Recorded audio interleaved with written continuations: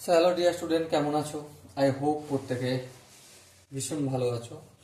স্ক্রিনের ওপর কোন পরিমাপের ধারণা এই চ্যাপ্টারে একটা প্রশ্ন দেখা যাচ্ছে।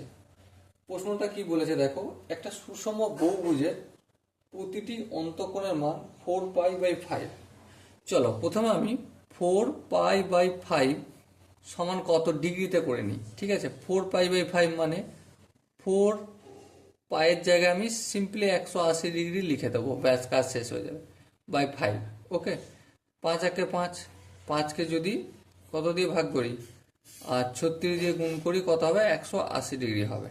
ঠিক, এবারে 4কে 36 দিয়ে যদি গুণ করি 4×6 = 24 আর 3×4 = 12, হাতে ছিল 2, 12 × 2 = 14। তাহলে 144 ডিগ্রি হচ্ছে প্রতিটি অন্তঃকোণের মান।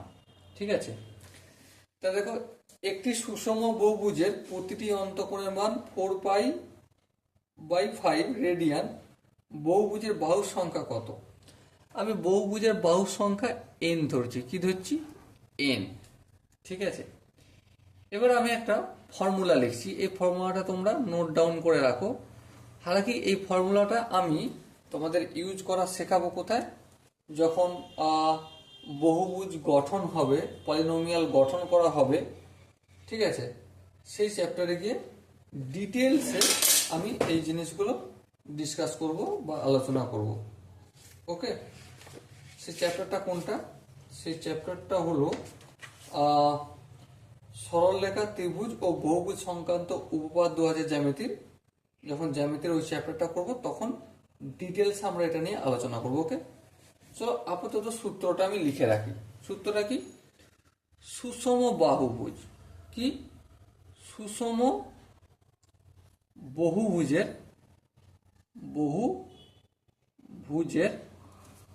বাহুর সংখ্যা n হলে অন্তঃকোণের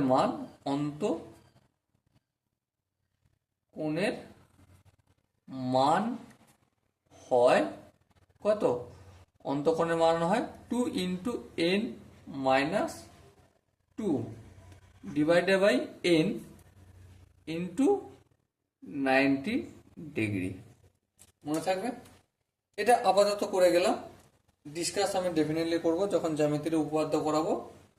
ঠিক আছে, তখন ডিটেলসে ডিসকাস করবো। ওকে, সো দেখো এখানে দেখো বাহুর সংখ্যা n। হ্যাঁ, তাহলে এইটা সমান কি? অন্তঃকোণের মান। ঠিক, তাহলে আমি কি লিখবো? 2 × n-2 by n × 90 degree equal to কি? অন্তঃকোণের মান। অন্তঃকোণের মান তো এখানে বলে দিয়েছি 144 ডিগ্রি। লিখবো? হ্যাঁ, 144 ডিগ্রি। বেশ, লিখলাম। এবার দেখো 2 × n-2 ইকুয়াল টু 144 এই 90টা এদিকে আসলে ভাগ হয়ে যাবে, আর এনটা এদিকে গেলে কি হয়ে যাবে? গুণ হয়ে যাবে। আচ্ছা, এই 90টাকে আনার দরকার নেই। ঠিক আছে, এখানেই থাক 90। ঠিক আছে, সো দেখো এবারে 2কে n দিয়ে গুণ করলে কি হয়? 2n। আবার 2কে যদি -2 দিয়ে গুণ করি -4 ইন্টু 90। আর এখানে কি আছে? 144 ডিগ্রি n, এটা 90 ডিগ্রি। ওকে, এবার 2n-কে 90 ডিগ্রি দিয়ে যদি গুণ করি কত হবে? 180 ডিগ্রি ইন্টু n। আবার এটাকে যদি 4 দিয়ে গুণ করি কত হবে?